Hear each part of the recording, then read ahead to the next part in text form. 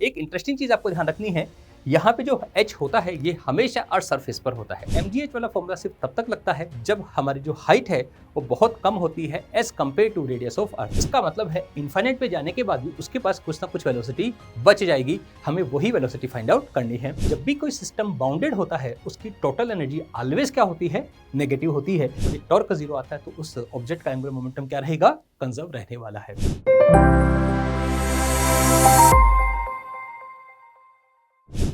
Hello students, आज हम T20 का टॉपिक ग्रेविटेशन आज हम डिस्कस करेंगे। इस टॉपिक में हम 20 क्वेश्चन डिस्कस करेंगे जिसके थ्रू आपके फास्ट फॉरवर्ड रिवीजन होगा। तो हम स्टार्ट करते हैं हमारे पहले क्वेश्चन से। जो पहला क्वेश्चन है ये क्या कह रहा है, two particle of equal masses m are moving in a circle of radius r under the mutual gravitational attraction force, find angular speed of each particle. देखिए सबसे पहले हम यहाँ पे देखें, दो पार्टिकल आपको दिए हुए हैं m और m, दोनों म्यूचुअल अट्रैक्शन के कारण सर्कल में मोशन कर रहे हैं। तो एक बात मैं यहाँ पर कह सकता हूँ, यहाँ पे जो उनके बीच में फोर्स लगेगा, क्या वो ग्रेविटेशनल फोर्स लगेगा, उसकी वैल्यू होगी Gmm। डिस्टेंस कितनी हो जाएगी, 2r का whole square is equal to, ये जो ग्रेविटेशनल फोर्स है क्या यही हमारे सेंट्रीपिटल एक्सीलरेशन की रिक्वायरमेंट को फुलफिल करेगा। मतलब इसी को हम किसके इक्वल कर सकते हैं, m ओमेगा स्क्वायर r। यदि हम इसे थोड़ा सिंप्लीफाई करें, m से m यदि कैंसिल हो जाएगा तो ओमेगा स्क्वायर की जो वैल्यू आएगी वो आएगी Gm/4r³। तो यहाँ से यदि हम ओमेगा की वैल्यू निकालें तो वो आती है √Gm/4r³। तो इसका मतलब हम बोल सकते हैं दोनों पार्टिकल की जो एंगुलर वेलोसिटी है वो क्या होगी, Gm/4r³। तो आंसर कौन सा जाएगा हमारा, दैट इज फोर्थ ऑप्शन चला जाएगा। सबको क्लियर है? बहुत सिंपल सा क्वेश्चन है ये, एक्चुअल में नीट एग्जाम में आया हुआ भी क्वेश्चन है, तो इसको आप अच्छे से देख सकते हैं। चलिए इसका एक बार सोल्यूशन भी मैं आपको दिखा देता हूं। यहाँ पर जो ग्रेविटेशनल फोर्स लग रहा है वो है Gmm/2r का whole square is equal to m omega square r, और जब इसे सिंप्लीफाई करेंगे तो ओमेगा की वैल्यू मिलेगी Gm/4r³ का √। सबको क्लियर? चलिए आते हैं हमारे नेक्स्ट क्वेश्चन की तरफ। क्वेश्चन जो है ये भी ग्रेविटेशनल फोर्स के ऊपर है। यहाँ पे क्या दिया हुआ है, दो प्लैनेट है, एक अर्थ है और एक आपका मून है। अर्थ का मास जो है 81 टाइम्स है मून के मास का। Their centre are separated by distance d, मतलब सेंटर के बीच का सेपरेशन आपको d दिया हुआ है। Find the distance of a point from the centre of earth where rocket experiences zero gravity force. इसका मतलब हम ऐसे पॉइंट की कैलकुलेशन करना चाहते हैं जहां पर नेट फोर्स क्या हो सके, जीरो। अब यदि हम एक न्यूट्रल पॉइंट की बात करें, न्यूट्रल पॉइंट पर यहाँ पे कौन कौन फोर्स लगाएगा, अर्थ के कारण एक ग्रेविटेशनल फोर्स लगेगा और मून के कारण भी यहाँ पर ग्रेविटेशनल फोर्स लगेगा। अच्छा, अर्थ के कारण यदि ग्रेविटेशनल फोर्स लिखूं g, अर्थ का मास है 81m, कैपिटल M उस ऑब्जेक्ट का मास ले रहे हैं, डिवाइडेड बाई x स्क्वायर, मैंने डिस्टेंस x मानी है, इज इक्वल टू मून के कारण लगने वाला ग्रेविटेशनल फोर्स क्या होगा, g small m capital M, distance जो बचेगी d-x का होल स्क्वायर। ये बात हम यहाँ पर लिख सकते हैं। सबको क्लियर है? यदि हम इसे थोड़ा सिंप्लीफाई करें, देखिए m से m कैंसिल हो जाएगा, स्मॉल m से स्मॉल m, g से g भी कैंसिल हो जाएगा। यदि हम इसे फर्दर सिंप्लीफाई करें तो ये बनता है 81/x square is equal to 1/d-x का होल स्क्वायर, और थोड़ा सिंप्लीफाई करें d-x/x का whole square is equal to 1/81। तो यहाँ से d-x/x की जो वैल्यू आएगी वो कितनी आएगी, 1/9। और जैसे हम फर्दर इसको सिंप्लीफाई करेंगे तो हमें x की जो वैल्यू मिलेगी वो मिलती है 9d/10। इसका मतलब मैं कह सकता हूँ अर्थ के सेंटर से 9d/10 डिस्टेंस पर क्या होगा, ग्रेविटेशनल फोर्स जीरो होगा। इसका मतलब ये हुआ कि यदि इस पॉइंट पर हम कोई भी पार्टिकल को रख देंगे उस पर न अर्थ के कारण कोई ग्रेविटेशनल फोर्स होगा और ना ही मून के कारण, क्योंकि दोनों एक दूसरे के इफेक्ट को क्या कर देंगे, कैंसिल आउट कर देंगे। सबको क्लियर हुआ? बहुत बढ़िया क्वेश्चन है। ये ध्यान रखना है, दोनों के फोर्सेस को मैंने यहाँ पर बैलेंस आउट किया है, मून के कारण लगने वाला फोर्स और अर्थ के कारण लगने वाला फोर्स, दोनों को यदि हम बैलेंस आउट करते हैं तो वो डिस्टेंस हमें मिल रही है 9d/10, जो कहाँ से डिस्टेंस है, अर्थ के सेंटर से। सबको क्लियर है? बहुत अच्छा क्वेश्चन था ये भी। चलिए हम आते हैं, इसका एक बार सॉल्यूशन भी देख लीजिए। यहाँ पे मैंने फोर्स दोनों के इक्वल किए हैं, G81m/m/x square is equal to, simplify करने पर हमें मिलता है 9d/10। सबको क्लियर? चलिए आते हैं हमारे नेक्स्ट क्वेश्चन की तरफ। यहाँ पे दिया हुआ है two planets A and B of radii r and 3r having density ρ and 2ρ respectively. दो प्लैनेट हैं जिनके रेडियस जो है r और 3r है और उनकी डेंसिटीज जो हैं ρ एंड 2ρ है। The ratio of acceleration due to gravity at the surface of B to A। सबसे पहले हमारे दिमाग में आना चाहिए एक्सेलरेशन ड्यू टू ग्रेविटी का फॉर्मूला क्या होता है। G की वैल्यू जो होती है अर्थ सरफेस पे या किसी भी प्लैनेट की सरफेस पर Gm/r² होती है। m यहाँ पे क्या है, उस ऑब्जेक्ट का मास। इसको हम क्या लिख सकते हैं, G/r²। मास को लिख सकते हैं डेंसिटी इनटू वॉल्यूम। वॉल्यूम होता है 4/3 πr³।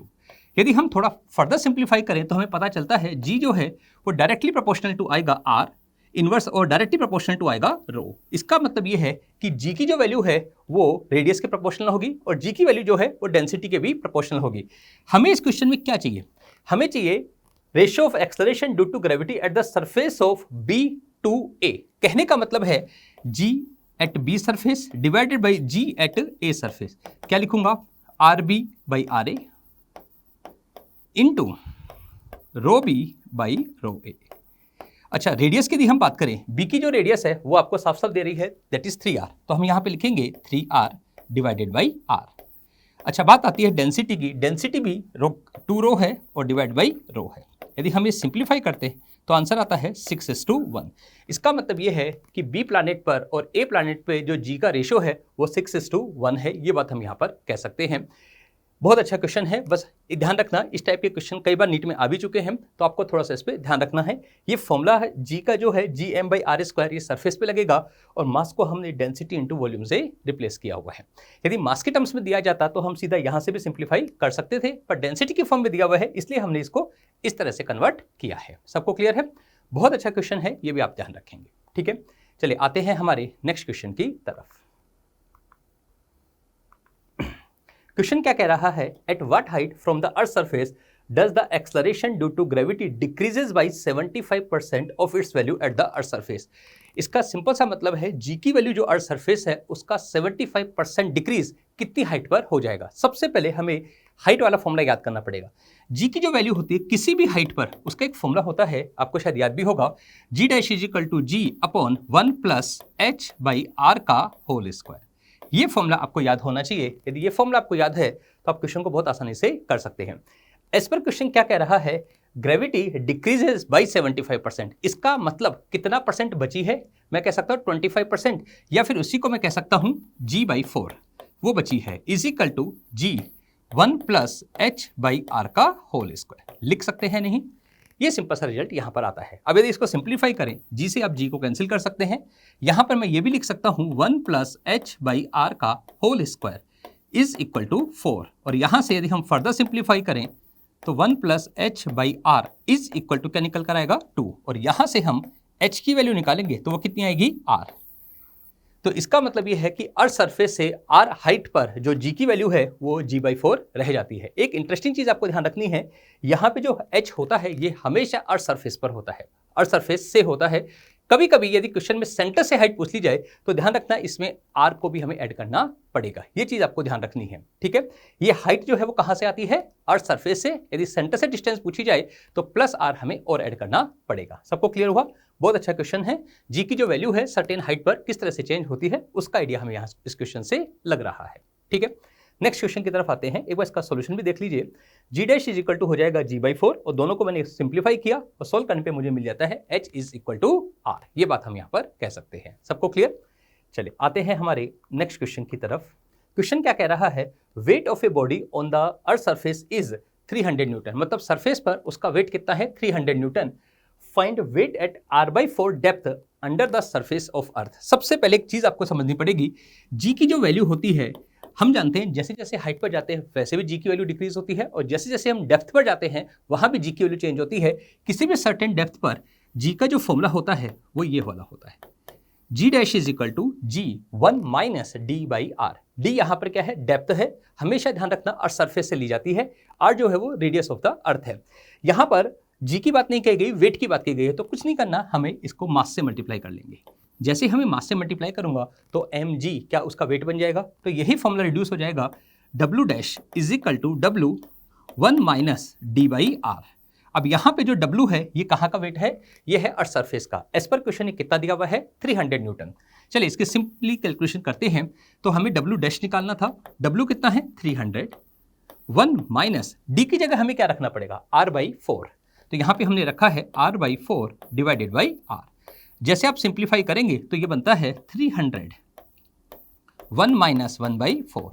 फर्दर सिंप्लीफाई करेंगे तो आएगा 300 इंटू 3/4। सॉल्व करते हैं तो ये 225 न्यूटन बनेगा। इसका मतलब ये है मैं कह सकता हूं कि r/4 डेप्थ पर जो g की वैल्यू है वो थोड़ी सी रिड्यूस हो जाएगी, और जिसके कारण जो उसका वेट अर्थ सरफेस पे 300 न्यूटन था वो अर्थ सरफेस से r/4 डेप्थ पर ओनली 225 न्यूटन रह जाएगा। तो इसका जो आंसर जाएगा वो कौन सा जाएगा, that is equal to fourth option. ये बात हम यहाँ पर कह सकते हैं।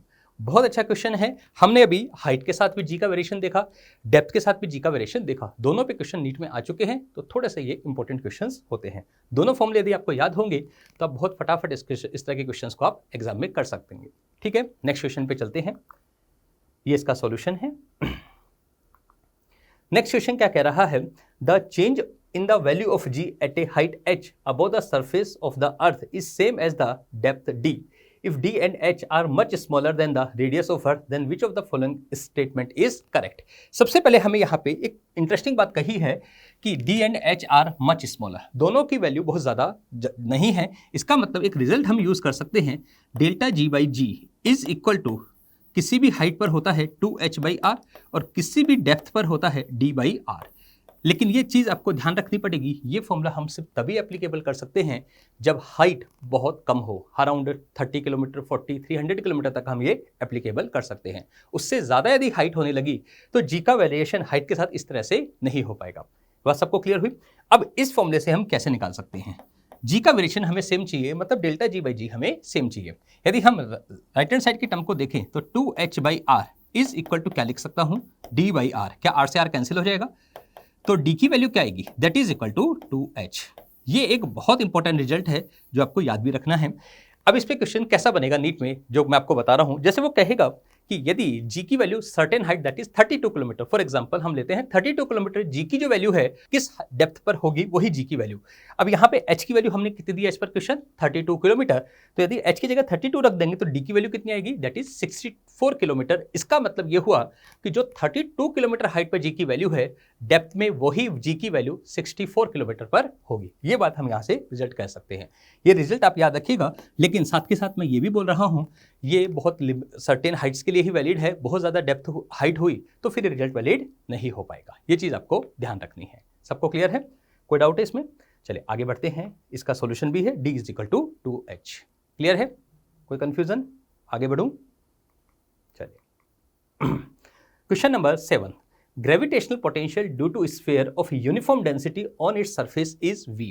यहाँ पर एक वर्ड लिखा हुआ है स्फीयर ऑफ यूनिफॉर्म डेंसिटी। इसका सिंपल सा मतलब है हम सॉलिड स्फीयर इसको कंसिडर कर चलेंगे, और उसकी सरफेस पर इसकी v, सरफेस पर ग्रेविटेशनल पोटेंशियल कितना दिया हुआ है, that is capital V। Then its value at the centre will be. सबसे पहले हमें एक फॉर्मूला याद होना चाहिए, v की वैल्यू सॉलिड स्फीयर के अंदर क्या होती थी, gm/2r³ 3r² माइनस r²। क्या ये फॉर्मूला आप लोगों को याद है? ये बड़ा इंपॉर्टेंट फॉर्मूला होता है। ग्रेविटेशनल पोटेंशियल आपको बताता है किसी भी स्फीयर के इनसाइड किसी भी पॉइंट पर आपको ये ग्रेविटेशनल पोटेंशियल की वैल्यू बताता है। अब इंटरेस्टिंग चीज़ ये है, यदि मैं सरफेस की बात करूं, सरफेस पर ये वैल्यू जो आएगी वो आती है -gm/r। माइनस यहाँ पे भी आएगा, बस ये आपको बता रहा है कि वो नेगेटिव वैल्यू के साथ आता है। ठीक है। सेकेंड पॉइंट, यदि हम सेंटर की बात करें तो सेंटर पे इसकी जो वैल्यू होती है वो होती है -3/2 gm/r। ये दो चीज़ें अपन को याद रखनी है। सरफेस पे जो वैल्यू होती है वो होती है -gm/r, और सेंटर पे जो वैल्यू होती है -3/2 gm/r। एज पर क्वेश्चन इसको हमने क्या बोला हुआ है, v, और हमसे इसकी वैल्यू पूछी गई है, तो 3/2 को यदि हम अलग कर दें और -gm/r को क्या हम v लिख सकते हैं, तो यहाँ पे हम लिख सकते हैं v। तो बताइए सेंटर पे उसकी वैल्यू कितनी हो जाएगी, that is equal to 3/2 v। ये हमारा फर्स्ट ऑप्शन हो जाएगा। सबको क्लियर हुआ? बहुत सिंपल सा क्वेश्चन है, पर यदि रिजल्ट आपको याद होंगे तो आप इस क्वेश्चन को बहुत आसानी से कर पाएंगे, और यदि रिजल्ट आपको याद नहीं आएंगे पेपर में तो थोड़ा सा आपको दिक्कत हो सकती है। क्लियर है आपको? बहुत अच्छा क्वेश्चन है।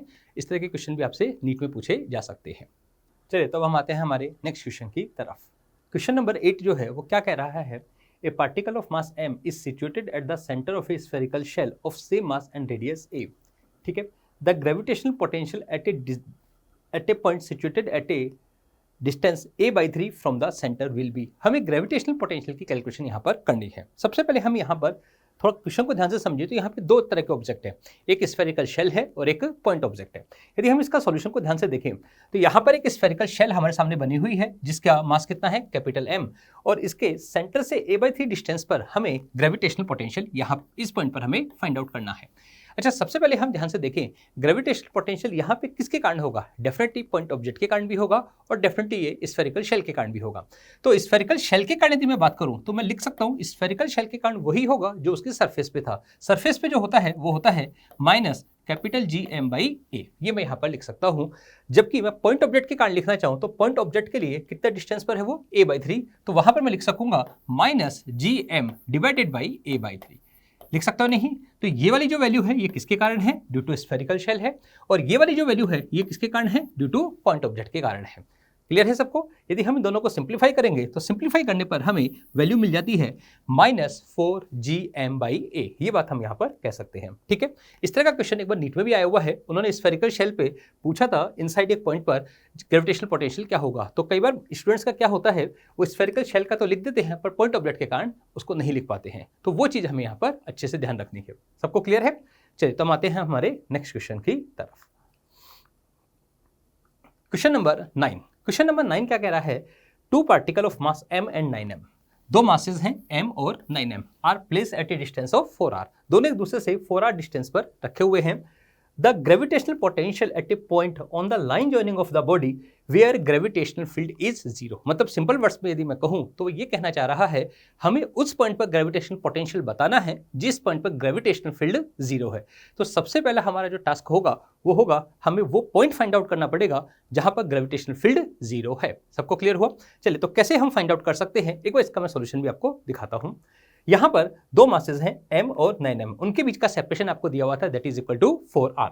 यहां पे मैंने p पॉइंट लिया है जहां पर ग्रेविटेशनल फील्ड क्या है, 0, जो m मास से x1 डिस्टेंस पर माना है और m2 मास 9m से मैंने x2 डिस्टेंस पर माना है। सबको क्लियर हुआ? यदि हम इसकी कैलकुलेशन करते हैं तो x1 और x2 की वैल्यू जो है हम इस फॉर्मूले से भी फाइंड आउट कर सकते हैं। यदि आपको ये फॉर्मूला नहीं भी याद आता है तो इसके बिना भी हम कर सकते हैं। कैसे? इस पॉइंट पर ग्रेविटेशनल फील्ड m मास के कारण कितना होगा, Gm डिवाइडेड बाई x², और यहां पर 9m के कारण होगा G9m divided by 4r minus x का होल स्क्वायर। जैसे हम इसे सिंप्लीफाई करेंगे तो हमें x की वैल्यू मिल जाएगी that is equal to r, और या x1 भी बोल सकते हो इसको, और x2 की वैल्यू जो हमें मिलती है वो मिलती है 3r।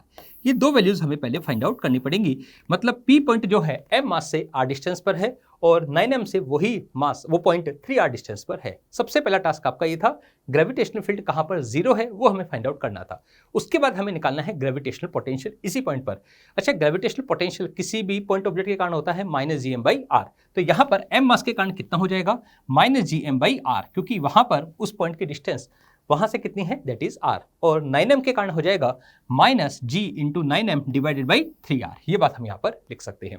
और जैसे हम इसे सिंप्लीफाई करेंगे तो हमारा जो आंसर मिलेगा p पॉइंट पर ग्रेविटेशनल पोटेंशियल वो मिलेगा -4Gm डिवाइडेड बाई r। ये बात हम यहाँ पर कह सकते हैं।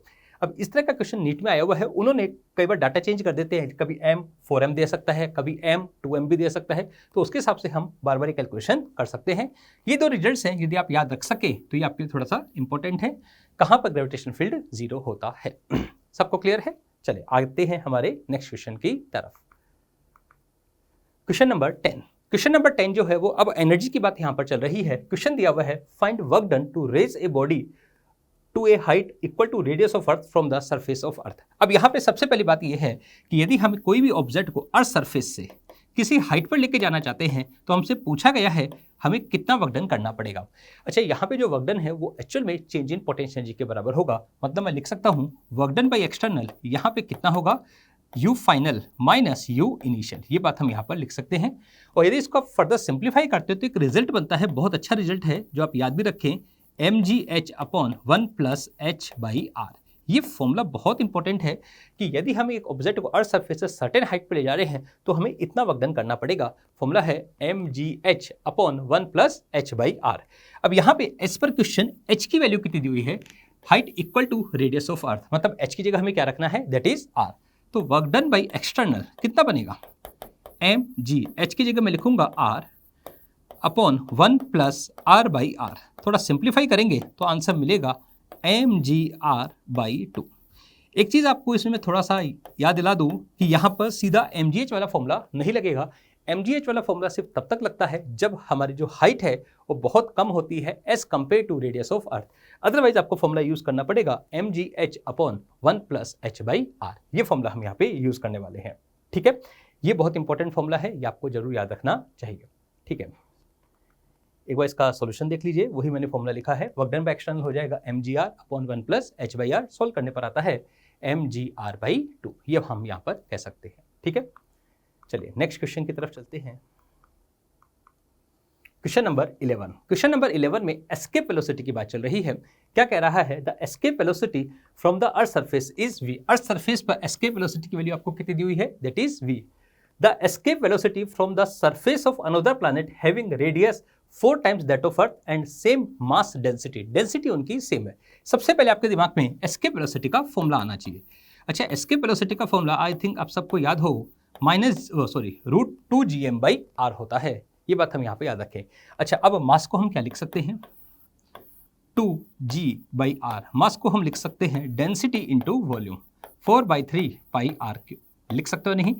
जब आप इसे सोल्व करेंगे तो v की वैल्यू जो आपके सामने निकल कर आएगी वो आएगी 8/3πρg रूट के अंदर इंटू r। ये बात हम यहाँ से लिख सकते हैं। r ध्यान रखना रूट से बाहर है। इसका एक सिंपल सा रिजल्ट आ रहा है, मास डेंसिटी सेम है तो हम लिख सकते हैं v is directly proportional to r है। इसका मतलब ये हुआ रेडियस बढ़ेगी तो एस्केप वेलोसिटी भी बढ़ेगी। अच्छा, अर्थ सरफेस पर कितनी है v, दूसरे प्लैनेट पर v डैश। अर्थ सरफेस की रेडियस कितनी है r, दूसरे प्लैनेट की रेडियस आपको दी हुई है 4 टाइम्स दैट इज 4r। क्या r से r कैंसिल हो जाएगा तो v डैश की वैल्यू कितनी आएगी 4v। इसका मतलब मैं कह सकता हूँ उस प्लैनेट पर जो एस्केप वेलोसिटी है वो अर्थ की एस्केप वेलोसिटी का 4 टाइम्स हो जाएगी। वैसे आप शायद सबको पता भी होगा, अर्थ पर जो एस्केप वेलोसिटी होती है वो 11.2 किलोमीटर पर सेकंड होती है, उसका 4 टाइम्स उस सरफेस पर हो जाएगी। कह सकते हो नहीं?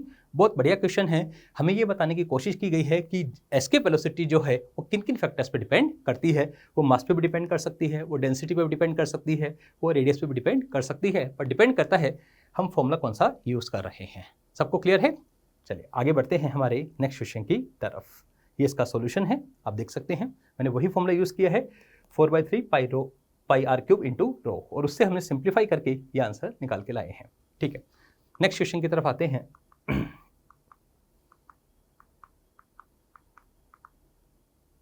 Question number 12। क्वेश्चन नंबर 12 क्या कह रहा है, a body of mass m situated at a distance of 4re above the earth surface where re is the radius of earth, what minimum energy should be given to the body so that it may escape। एक बड़ा interesting सा point आता है, कितनी energy हम इसको दें ताकि ये एस्केप कर जाए। अच्छा, सबसे पहले एस्केप करने का मतलब होता है इन्फाइनाइट पे वो रीच कर जाए। अच्छा, इन्फाइनाइट पे हम काइनेटिक एनर्जी को भी जीरो मान सकते हैं और पोटेंशियल एनर्जी को भी जीरो मान सकते हैं। तो सबसे पहले हमारे पास जब भी कुछ समझ में नहीं आए, हमारे पास एक बहुत अच्छा टूल होता है कंजर्वेशन ऑफ मैकेनिकल एनर्जी।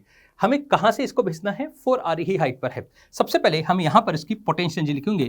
किसी भी हाइट पर पोटेंशियल एनर्जी होती है -gmm/r। अब r यहाँ पर तो r + 4r आपको लिखना पड़ेगा, ये ध्यान रखना।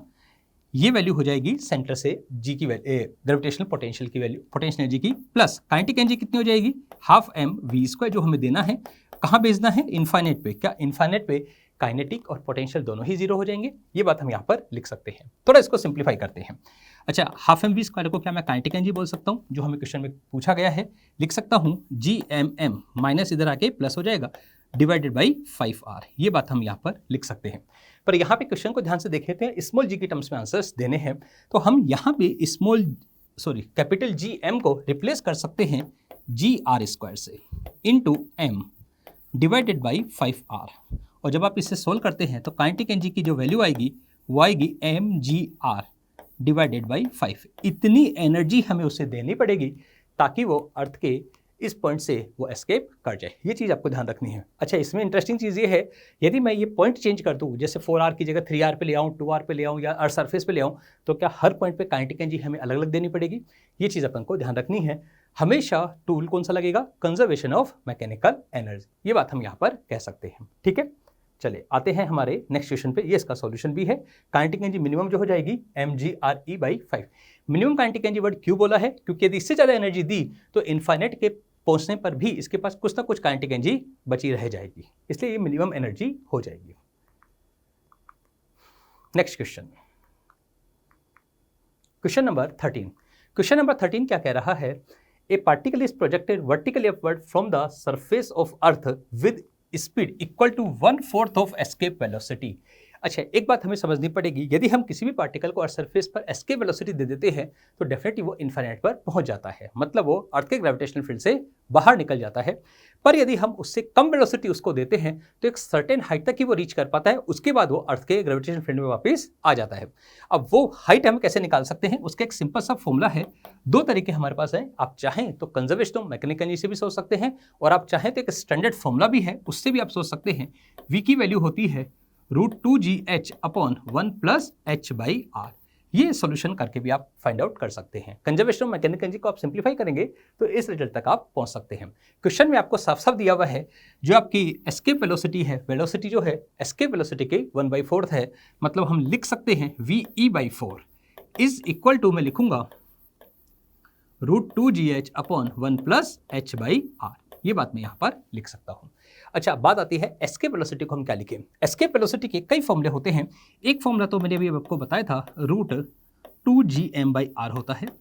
और आप थोड़ा सिंप्लीफाई करें तो ये कभी कभी ऐसे भी लिखा जा सकता है √2gr, इसको भी लिख सकते हैं। तो क्यों ना हम √2gr की वैल्यू यहाँ पे रख दें। तो जैसे हम यहाँ पे रखेंगे क्या बनेगा, √2gr divided by 4 is equal to √2gh upon 1 plus h/r।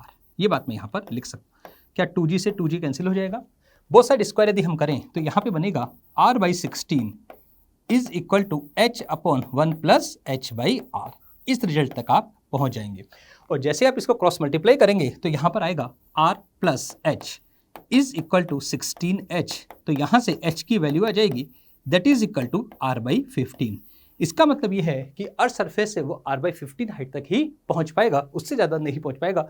उस पॉइंट पे इसकी वेलोसिटी 0 हो जाएगी और फिर अर्थ वापस उसको अपने ग्रेविटेशन फील्ड में खींच लेगी। अब यहाँ पे एक इंटरेस्टिंग पॉइंट आता है कि यदि हम एस्केप वेलोसिटी की वैल्यू को चेंज कर दें, फॉर एग्जाम्पल 1/4 की जगह हाफ कर देते या 1/3 कर देते, तो उस हिसाब से यहाँ पर हर बार हाइट आपको अलग मिलती चली जाएगी। तो ये भी काफ़ी अच्छा रिजल्ट है। आप चाहें तो इसको याद रख सकते हैं, जब भी किसी पार्टिकल को एस्केप वेलोसिटी से कम वेलोसिटी से फेंका जाता है तो वो इस हाइट तक ही पहुंच पाता है। सबको क्लियर है? चले आगे बढ़ते हैं हमारे नेक्स्ट क्वेश्चन पर। आप चाहें तो इसका कंजर्वेशन ऑफ मैकेनिकल एनर्जी से भी सॉल्यूशन देख सकते हैं, आंसर सेम ही आएगा, दैट इज r/15। ये बात आपको क्लियर रखनी है, ठीक है। चलिए आते हैं हमारे नेक्स्ट क्वेश्चन की तरफ।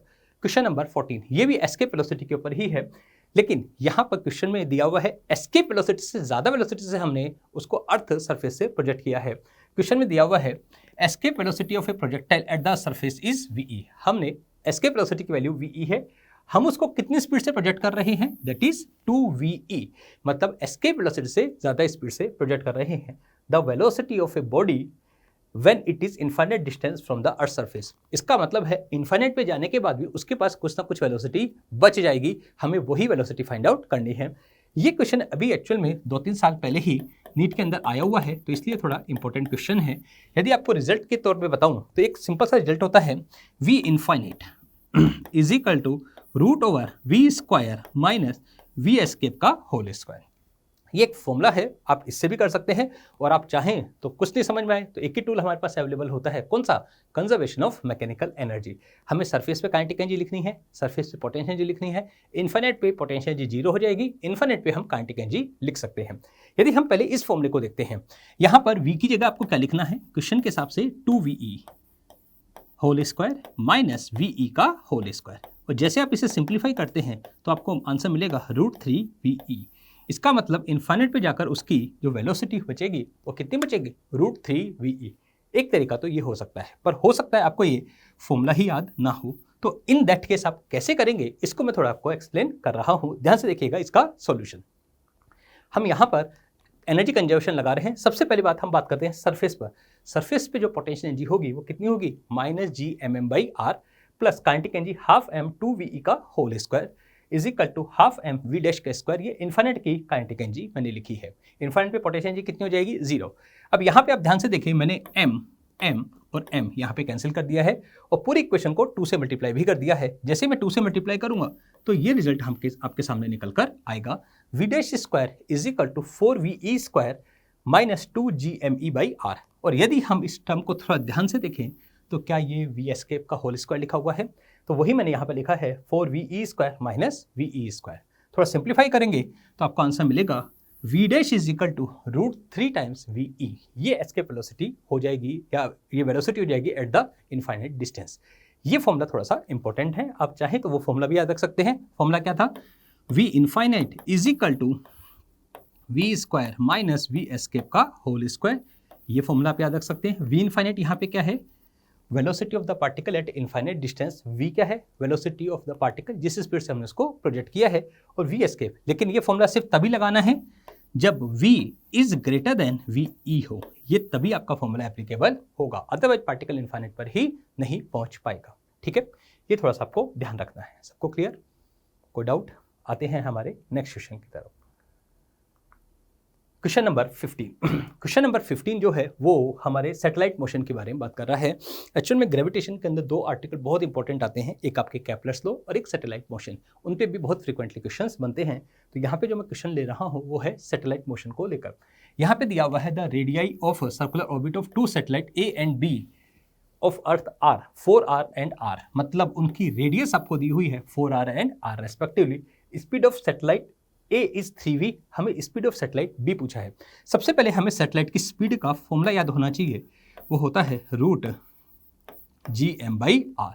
ये फॉर्मूला हम यहाँ पर यूज कर सकते हैं। यहाँ पे इंटरेस्टिंग चीज ये है, हम लिख सकते हैं v is inversely proportional to √r। लिख सकते हो नहीं?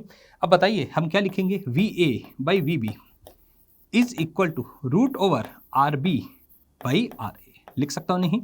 एज पर क्वेश्चन सैटेलाइट ए की स्पीड कितनी है? 3v। यहाँ लिखेंगे हम 3v। वेलोसिटी ऑफ बी हमें फाइंड आउट करनी है। आर ए कितना दिया हुआ है? रेडियस ऑफ ए दी हुई है 4r और रेडियस ऑफ बी दी हुई है r। तो यहाँ पे हम लिखेंगे 4r और यहाँ लिखेंगे हम r। सोल्व करेंगे तो 1/2 आएगा, तो vb जो निकल कर आएगा that comes out to be 6v। इसका मतलब सैटेलाइट बी की जो स्पीड है वो कितनी हो जाएगी? 6v। कौन सा ऑप्शन जाएगा? That is third option. बहुत सिंपल सा क्वेश्चन है, बट ये फॉर्मूला बेस्ड क्वेश्चन है। फॉर्मूला यदि आपको सही याद होगा तो आराम से हम इस क्वेश्चन को कर सकते हैं। ठीक है, चलिए आते हैं हमारे नेक्स्ट क्वेश्चन की तरफ। ये इसका सॉल्यूशन है। हाँ जी बच्चों, एक एग्जाम हम आप लोगों के लिए कंडक्ट करवा रहे हैं 20 अप्रैल को लिए। आप लोगों के लिए सबके लिए ओपन है, आप इसके लिए रजिस्टर भी कर सकते हैं। ये आपकी एक नीट से पहले की एक नीट की प्रिपरेशन आपकी अच्छे से करवाएगा।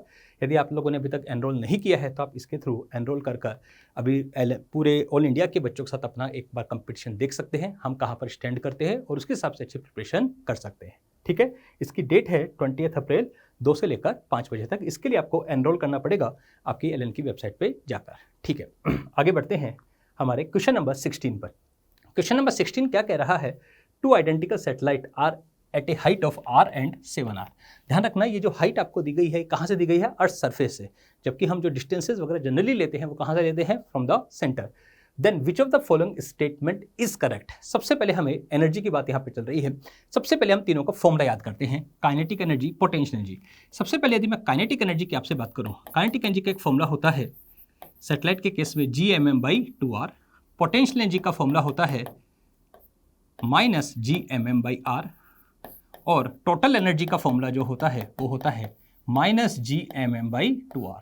मतलब आप चाहे काइनेटिक एनर्जी की बात करें, चाहे पोटेंशियल एनर्जी की बात करें, चाहे आप टोटल एनर्जी की बात करो, एक बात मैं यहाँ पे कह सकता हूँ, जो भी एनर्जी है वो इन्वर्सली प्रोपोर्शनल टू क्या है? r। ये एक इंटरेस्टिंग पॉइंट आपके सामने आ रहा है। एनर्जी जो है वो किसके इन्वर्सली प्रोपोर्शनल है? r के। अब यहाँ पे एनर्जी इसका रेशियो चाहिए EA/EB। मान लीजिए ये चाहिए तो हम लिखेंगे RB/RA। अच्छा, यहाँ पे RA और RB कहाँ से डिस्टेंसेस होती हैं? ऑलवेज फ्रॉम द सेंटर, जबकि हमें जो डिस्टेंसेस दी गई हैं वो दी हैं फ्रॉम द सरफेस। अच्छा, सेंटर से डिस्टेंस चाहिए तो हमें क्या करना पड़ेगा? इसमें r ऐड करना पड़ेगा। तो बताइए 7r में यदि r जोड़ूंगा तो क्या वो 8r बन जाएगा, और r में r जोड़ूंगा तो 2r बन जाएगा। That comes out to be 4। इसका मतलब जो एनर्जीज का रेशियो है वो कितना आएगा? 4। यहाँ पे पहला ऑप्शन दिया हुआ है ratio of total energy of both is 5। ये गलत है क्योंकि टोटल एनर्जी का रेशियो कितना आएगा? 4। सेकंड स्टेटमेंट है ratio of kinetic energy of both is 4। ये बिल्कुल सही है। काइनेटिक एनर्जी का रेशियो कितना आएगा? 4। रेशियो ऑफ पोटेंशियल एनर्जी भी कितना आएगा? 4, क्योंकि तीनों एनर्जीज डायरेक्टली इन्वर्सली प्रोपोर्शनल है r के। तो ये तीनों ऑप्शन सही हैं। हमें यहाँ पे बताना है इनकरेक्ट ऑप्शन। तो बताइए इनकरेक्ट ऑप्शन कौन सा हुआ? दैट इज फर्स्ट ऑप्शन आपका इनकरेक्ट हो जाएगा। सबको क्लियर है? बहुत अच्छा क्वेश्चन है, ये आप जरूर ध्यान रखिएगा। एनर्जी जो होती है वो इस तरह से फॉर्मूला चलता है -gmm/2r या -gmm/r या +gmm/2r। ये हम यहाँ पर ध्यान रखें, कोई भी एनर्जी हो सब इन्वर्सली प्रोपोर्शनल टू r होती है। ठीक है, चलिए ये इसका सॉल्यूशन है, आप देख सकते हैं सब में रेशो 4:1 ही आएगा, चाहे टोटल एनर्जी का रेशो हो, चाहे आपका पोटेंशियल एनर्जी का रेशो हो, चाहे आपका काइनेटिक एनर्जी का रेशो हो, सभी रेशो कितने आएंगे 4:1, ये हम यहाँ पर कह सकते हैं। तो हम स्टार्ट करते हैं हमारे नेक्स्ट क्वेश्चन पर। क्वेश्चन जो है ये एक सेटेलाइट पे बेस्ड क्वेश्चन है, इसमें 2 कॉलम्स हैं, कॉलम 1 एंड कॉलम 2, और इस पे हमें इन दोनों क्वेश्चंस पे बात करनी है। सबसे पहली जो टर्म है दैट इज एंगुलर मोमेंटम। सबसे पहले हमें समझना पड़ेगा एंगुलर मोमेंटम होता क्या है। जैसे पार्टिकल का जो एंगुलर मोमेंटम होता है उसका फॉर्मूला होता है mvr। हम एक बात जानते हैं वेलोसिटी जो होती है इनवर्सली प्रोपोर्शनल टू √r होती है, इसलिए एंगुलर मोमेंटम जो है वो डायरेक्टली प्रोपोर्शनल टू क्या हो जाएगा √r। इसका मतलब ये हुआ कि जैसे जैसे हम उसकी डिस्टेंस बढ़ाएंगे, यहाँ पे क्वेश्चन में दिया हुआ है कि it is transfer to a circular orbit of double of radius, मतलब यदि हम उसकी डिस्टेंस को बढ़ा रहे हैं तो एंगुलर मोमेंटम पे क्या फर्क पड़ेगा, हम कह सकते हैं जैसे जैसे हम r बढ़ाएंगे वैसे वैसे l बढ़ेगा। इसका मतलब एंगुलर मोमेंटम बढ़ाने r बढ़ाने पर एंगुलर मोमेंटम क्या होगा, इंक्रीज करेगा, मतलब ए का जो आंसर जाएगा that is equal to p। Second term है दैट इज स्पीड। स्पीड पे क्या फर्क पड़ेगा, हम जानते हैं v जो है वो इनवर्सली प्रोपोर्शनल टू √r है, इसका मतलब यदि हम r को बढ़ाएंगे इसका मतलब स्पीड जो है वो क्या हो जाएगी, कम हो जाएगी, मतलब b का जो आंसर जाएगा that is equal to q। ये बात हम यहाँ पर कह सकते हैं। अब जो 2 टर्म बची है हमारे पास that is kinetic energy as well as potential energy. सबसे पहले हम बात करते हैं काइनेटिक एनर्जी की। अच्छा, काइनेटिक एनर्जी का फॉर्मूला जैसा हमने देखा था वो होता क्या है, that is equal to gmm/2r। अच्छा एक चीज बताइए, यदि मैं r को बढ़ाऊंगा तो कहने से काइनेटिक एनर्जी जो है वो कम हो जाएगी, तो एक ऑप्शन तो मैं कह सकता हूं काइनेटिक एनर्जी डिक्रीजेस, मतलब यहां पर क्यों तो इसका आंसर जाएगा ही जाएगा। लेकिन इसके अलावा एक चीज और कह सकता हूं, जैसे ही हम r को डबल करेंगे काइनेटिक एनर्जी क्या हो जाएगी, जस्ट हाफ हो जाएगी, इसका मतलब यहां पर s भी इसका आंसर हो जाएगा। कह सकते हो नहीं, ये बात हम यहां पर कह सकते हैं। अब एक टर्म बचती है दैट इज पोटेंशियल एनर्जी। अच्छा, पोटेंशियल एनर्जी का एक्सप्रेशन क्या होता है, that is equal to -gmm/r, कह सकते हो नहीं। अच्छा, r को यदि हम बढ़ाएंगे तो डेफिनेटली ये जो टर्म है gmm/r, ये टर्म क्या होगी, कम होगी, पर माइनस लगने के कारण ओवरऑल टर्म क्या हो जाएगी, बढ़ जाएगी। इसका मतलब मैं यहाँ पे कह सकता हूँ इसका एक आंसर तो जाएगा दैट इज p, कि पोटेंशियल यहाँ पर क्या हो जाएगी, बढ़ जाएगी। लेकिन साथ के साथ में एक बात और कह सकता हूँ, जैसे जैसे हम r को बढ़ाएंगे वैसे वैसे पोटेंशियल क्या हो जाएगी, बिकम हाफ। ये बात भी हम यहाँ पर कह सकते हैं। तो बताइए ऐसा कौन सा ऑप्शन है जिसमें सारी चीजें हो रही हैं। यदि आप ध्यान से देखें तो एंगुलर मोमेंटम एंगुलर मोमेंटम के लिए p ऑप्शन होना चाहिए, स्पीड के लिए बी ऑप्शन होना, क्यू ऑप्शन होना चाहिए, सी के लिए आपका कह सकते हैं पी एंड एस। तो ये ऑप्शन कौन सा आ रहा है, that is equal to first. तो इस क्वेश्चन का आंसर जो जाएगा दैट इज इक्वल ऑप्शन 1 हो जाएगा। सबको क्लियर है, चलिए ठीक है। Question number 18। क्वेश्चन नंबर 18 में क्या दिया हुआ है, a planet is moving in elliptical orbit. Planet जो है वो इलिप्टिकल ऑर्बिट में घूम रहा है। इफ टी यहाँ पर किसको बोला हुआ है, काइनेटिक एनर्जी को। ये चीज ध्यान रखना, सिंबल जो है थोड़े से अनयूजुअल लिए हुए हैं। टी यहाँ पर काइनेटिक एनर्जी है, यू यहाँ पर पोटेंशियल एनर्जी है, ई जो है यहाँ पर टोटल एनर्जी है, और एल यहाँ पर एंगुलर मोमेंटम है। तो हमें ये बताना है total energy and magnitude of angular momentum respect which of the following statement is true. सबसे पहले हम बात कर रहे हैं यहाँ पर टी, यहाँ पर क्या काइनेटिक एनर्जी कंजर्व होगी, आंसर है नहीं, क्योंकि एक सिंपल सी बात है, इलिप्टिकल ऑर्बिट में घूम रहा है। यदि कोई भी प्लैनेट इलिप्टिकल ऑर्बिट में घूमता है तो क्या मैं कह सकता हूं जब पेरिलियन वाले पॉइंट पे आएगा तो उसकी स्पीड बढ़ेगी और अपेलियन वाले पॉइंट पे जाएगा तो उसकी स्पीड कम होगी। इसका मतलब सिंपल सा है, उसकी काइनेटिक एनर्जी कांस्टेंट नहीं रह पाएगी, तो काइनेटिक एनर्जी कंजर्व है। ये स्टेटमेंट बिल्कुल गलत है। यू इज ऑलवेज पॉजिटिव, ये भी गलत है, क्योंकि हम एक थोड़ा सा जानते हो कि यहाँ पर जो अट्रैक्टिव फोर्सेस के कारण जो पोटेंशियल एनर्जी होती है वो ऑलवेज नेगेटिव होती है, जबकि वो कह रहा है ऑलवेज पॉजिटिव होगी, तो ये स्टेटमेंट भी गलत है। तीसरा स्टेटमेंट है टोटल एनर्जी ऑलवेज नेगेटिव। एक चीज ध्यान रखना, जब भी कोई सिस्टम बाउंडेड होता है उसकी टोटल एनर्जी ऑलवेज क्या होती है, नेगेटिव होती है, और जबकि थर्ड स्टेटमेंट भी यही कह रहा है। इसका मतलब ये स्टेटमेंट बिल्कुल सही है। जब भी कोई बाउंडेड सिस्टम होगा उसकी टोटल एनर्जी हमेशा क्या होगी, नेगेटिव, मतलब हमें उसे एनर्जी देनी पड़ेगी यदि उसको एस्केप करवाना है तो। और फोर्थ स्टेटमेंट कह रहा है L is conserved but the direction of vector L will continuously change. ये स्टेटमेंट भी गलत है। एक्चुअल में यहाँ पर एंगुलर मोमेंटम कंजर्व रहेगा magnitude wise as well as direction wise. किसी भी पॉइंट पर चल जाइए एंगुलर मोमेंटम हमेशा कंजर्व रहेगा, क्योंकि हम ये बोल सकते हैं अर्थ पे या किसी प्लैनेट पे लगने वाला ग्रेविटेशनल फोर्स है उसका जो टॉर्क आएगा वो हमेशा जीरो आ रहा है, और यदि टॉर्क जीरो आता है तो उस ऑब्जेक्ट का एंगुलर मोमेंटम क्या रहेगा, कंजर्व रहने वाला है। इसलिए इसका कौन सा स्टेटमेंट सही है, दैट इज थर्ड ऑप्शन। ये बहुत अच्छा क्वेश्चन है, ये जरूर ध्यान रखना कि काइनेटिक एनर्जी कंजर्व नहीं रहती है, वो कंटिन्यूअसली चेंज होगी इलिप्टिकल ऑर्बिट पे। हाँ, यदि यही ऑर्बिट सर्कुलर होता तो मैं ये कह सकता था हाँ उसमें स्पीड थ्रू आउट कॉन्स्टेंट रहेगी, काइनेटिक एनर्जी कंजर्व रह सकती है, पर इलिप्टिकल ऑर्बिट दिया हुआ है इसलिए वो कंटिन्यूअसली चेंज होती रहेगी। चलिए आते हैं हमारे नेक्स्ट क्वेश्चन की तरफ। ये इसका आंसर भी दिया हुआ है मैंने। कि यहाँ टोटल एनर्जी बाउंडेड सिस्टम की हमेशा क्या होती है, नेगेटिव होती है। ठीक है, क्वेश्चन नंबर 19। क्वेश्चन नंबर 19 में क्या दिया हुआ है, a planet takes 200 days to complete 1 revolution around the sun. एक प्लैनेट को 200 दिन लगते हैं complete around the sun. If the distance of planet from the sun reduces to 1/4 of the original distance, how much days will it take to complete 1 revolution. सबसे important चीज है यहाँ पे फॉर्मूला कौन सा लगेगा।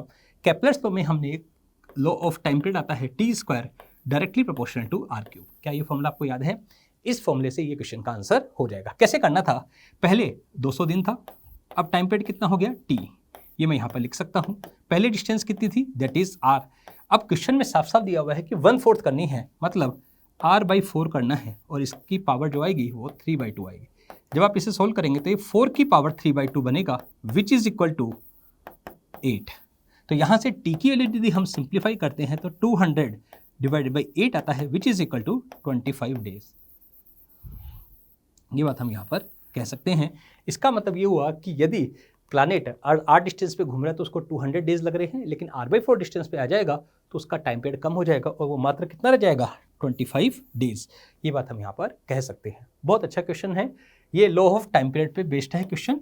यहाँ पर केपलर के तीनों लॉ इंपॉर्टेंट थे, law of area, law of time period और लॉ ऑफ ऑर्बिट। तीनों से अच्छे क्वेश्चंस बन जाते हैं। चलिए आते हैं हमारे नेक्स्ट क्वेश्चन की तरफ, इसका सॉल्यूशन है क्वेश्चन नंबर 20। क्वेश्चन नंबर 20 क्या कह रहा है, ये भी बहुत अच्छा क्वेश्चन है। A light planet is revolving around a massive star in a circular orbit of radius r with period of revolution t। If the force of attraction between planet and the star is proportional to r⁴n, मतलब दोनों के बीच में जो force लग रहा है वो inversely proportional to r⁴n बोल सकता हूँ। Then choose the correct option. हमें यहाँ पे टाइम पीरियड और r के बीच में रिलेशन बताना है। सबसे पहले मुझे बताओ, यदि अराउंड द प्लैनेट, जो प्लैनेट है अराउंड द स्टार घूम रहा है, तो क्या उस पर लगने वाला ग्रेविटेशनल फोर्स, क्या मैं बोल सकता हूँ जो फोर्स लगेगा वो हो जाएगा K/r⁴n must be equal to m⍵²r। ये हमारे सेंट्रीपिटल एक्सेशन के रिक्वायरमेंट को फुलफिल करेगा। थोड़ा सिंप्लीफाई करते हैं, 1/r⁴n directly proportional to ω²r। तो क्या ω² डायरेक्टली प्रोपोर्शनल टू बोल सकता हूँ 1/r⁴n+1, यस और नो। अब ओमेगा को हम क्या 4π² लिख सकते हैं, ये बन जाएगा 4π² इज इक्वल टू 1/r⁴n+1। तो यहाँ से t² की जो वैल्यू आएगी वो आएगी डायरेक्टली प्रोपोर्शनल टू r⁴n+1। ये बात हम यहाँ पर बोल सकते हैं। तो कौन सा ऑप्शन चला जाएगा, दैट इज फर्स्ट ऑप्शन जा सकता है। अब ये जो क्वेश्चन है इसमें जो पावर है उसकी जगह वो कुछ भी लिख सकता है, कभी -1 लिख सकता है, कभी -2 लिख सकता है, कभी -3/2 लिख सकता है। तो हर बार यहाँ पर आंसर बदलते चले जाएंगे। एक रिजल्ट के तौर पे भी आप इसको याद रख सकते हैं। आई थिंक आप सबको ये क्वेश्चन समझ में आ गया होगा। बहुत अच्छा क्वेश्चन है। इसका सॉल्यूशन भी मैंने आपके सामने लिखा हुआ है। t² जो आ रहा है डायरेक्टली प्रोपोर्शनल टू r⁴n+1 यहाँ पर आपको मिल रहा है। आई थिंक आपको पूरा चीज़ समझ में आ गई होगी। हाँ जी, तो ये हमारे कुल मिला के 20 क्वेश्चन जो मैंने आप लोगों से डिस्कस किए हैं। ये क्वेश्चन जो हैं आपके ग्रेविटेशन के पॉइंट ऑफ व्यू से काफ़ी इंपॉर्टेंट है। यदि एक बार इन क्वेश्चंस को आप करके जाएंगे तो मैं उम्मीद करता हूँ कि आपकी जो प्रैक्टिस है उसको एक अच्छा बूस्ट मिलेगा और इसी के तरह के क्वेश्चन यदि नीट में आएंगे तो आप उसको काफ़ी अच्छे से अटैम्प्ट कर पाएंगे। सबको क्लियर है? चलिए, तो हम यहीं पर अपनी क्लास को ख़त्म करते हैं। Thank you.